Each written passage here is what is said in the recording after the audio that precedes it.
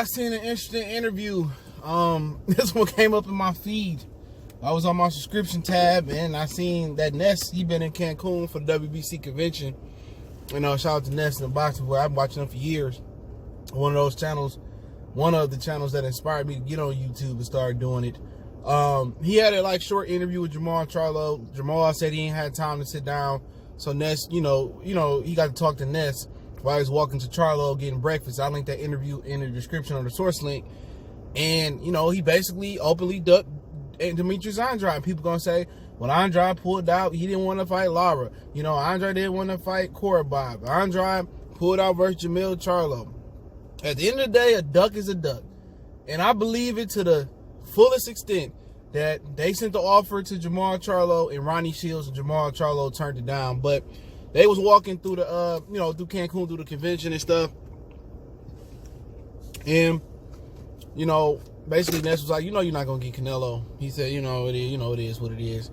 He said, why not get the other guys? And the only other guy to get, because Triple G don't want to fight him, is Demetrius Andrade. He thought, he a nobody, and I'd rather fight a 154-pound champion than Demetrius Andrade, or I'll move up and fight a champion than Demetrius Andrade.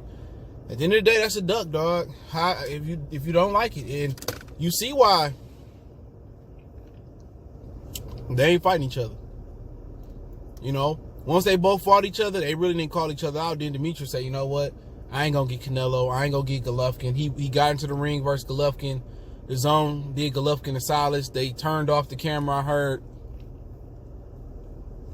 And they didn't acknowledge it. So they gonna protect Golovkin to try to make Canelo Golovkin 3. They gonna protect Canelo because Canelo, they king, they everything. But Jermall Charlo a duck, and at the end of the day, I see a lot of motherfuckers talking. Even dudes' channels I watch. I see a lot of dudes talking, right? They think they know, but they don't know. You know what I'm saying? They swear to God that some of these fighters are like, dude, I used to be in the same boat. They think they know about, top ranked Terrence Crawford, Errol Spence. They don't know. They don't know, dog. And they sitting here going hard in the paint like we used to go hard in the paint for Wilder. We used to go hard in the paint for Earl. And then it's like the Wizard of Oz. You go behind the scenes and you pull the curtain out. It's a scared little motherfucking guy behind there. All these niggas that act like they want to smoke. Right here, then here and now. Jermall Charlo, you can't be saying you getting froze out and you turning down smoke. You know what I'm saying? You can't do that. Can't do it. And that's just what it is, man. And at the end of the day, people gonna be act subjective with this. Well, Demetrius Andrade did it. At the end of the day, would you rather watch Demetrius Andrade, Jermall Charlo, or Dennis Hogan? I'm telling you. At the end of the day, Demetrius Andrade was just being like Jermall Charlo. And Jermall Charlo is a 160-pound WBC champion. He was holding out hope that he gonna get the money fight versus Triple G and Canelo. But he getting old. 32, 33 years old. He like, you know what? Looking at Patrick Day and a lot of other fighters that passed away, or, Errol Spence had the car accident. Like, tomorrow not promised. And I always say that on my channel. When people say marinate, I just be like, man, tomorrow ain't promised. We could be here today and be gone tomorrow. We could be here today and not be the same tomorrow. Anything can happen. So that's my whole thing about it. And I think Demetrius Andrade is at the point in his career like, man, hey man, I gotta make my own legacy now. He late in the game, you know what I'm saying? And he want to fight Jermall Charlo. But Jermall Charlo, and then I could just tell by Jermall Charlo tendencies and shit and what he be saying. His tendencies be like, are you mad that you're not getting killed? Oh, it ain't nothing, man. I'm good. I'm in a good place. Like, nigga, you supposed to be mad, bro. You ain't got nobody to fight. You 29 years old, and Canelo 28 years old, and you ain't done nothing that he done, and you got some good talent.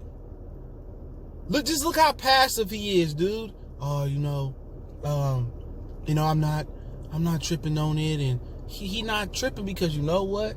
Premier boxing champions are getting overpaid for bum ass fights.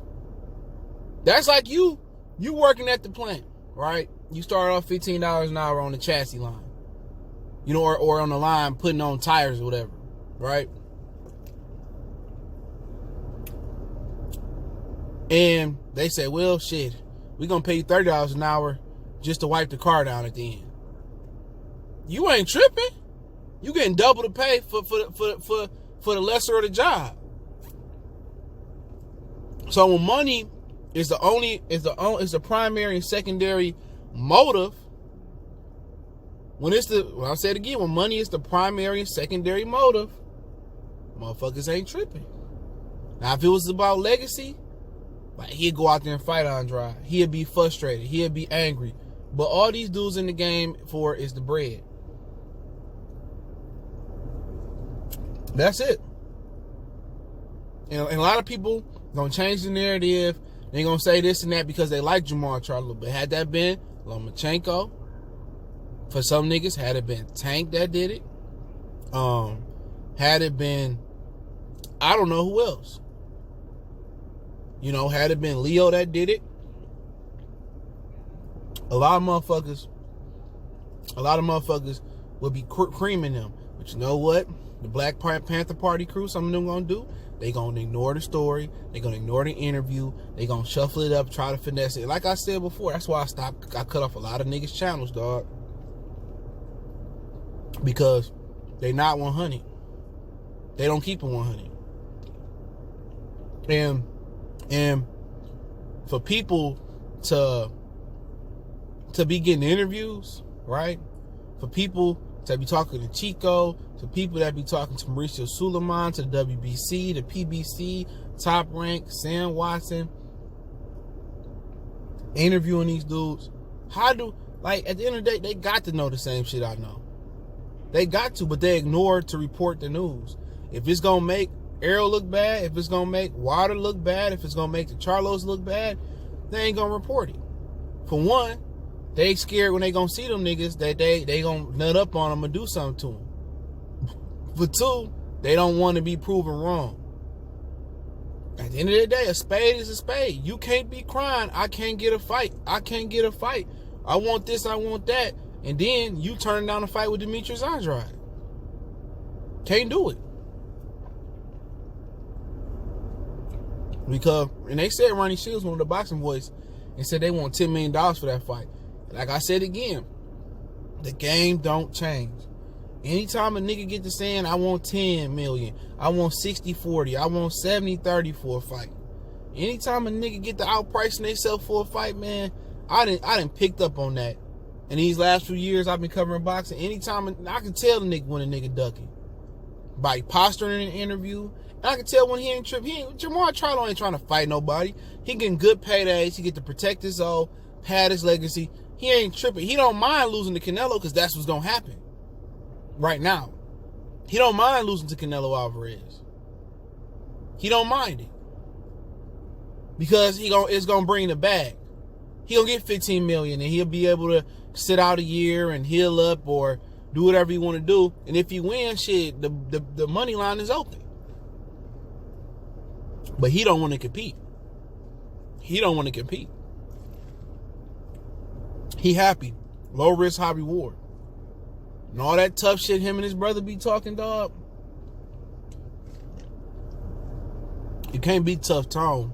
You can't be tough guy, and you ducking smoke. I keep it 100. You black, white, Puerto Rican, Mexican, I keep that shit 100. Now, it's always exceptions to the rules. But how many other dudes gonna keep it 100? Real talk, how many Charlo fans gonna keep it 100? How many? Not a lot. All you gonna hear, you a hater, you a hater. When people call me a hater, it's the new truth. These foo-foo niggas ass backwards. They is. Everything that used to be cool is lame, and everything that lame used to be cool. They don't want the truth, and I be laughing at niggas because they don't be knowing what they be talking about. Oh, the LDBC is right about this. I be like, man, no, they ain't, nigga. No, they ain't. And the media know that too. They be scared to report because when they go to them PBC shit, Magna Media treat them like hoe ass niggas. Put the nigga all the way up in the rafters. Don't only give him access. And truth be told, they would say Top Rank treat him better than PBC. I was talking to somebody about that the other day.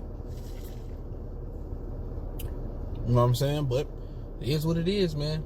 Goodfellas Sports TV. Don't forget me on Facebook, Instagram, Twitter.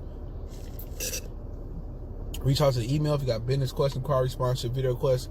Keep sharing the videos. Appreciate the love, support. Want to make a donation? I'll link description. Share the video. Let me know what you think. I'll put the interview in the description on the source link. One time for the one time we gone.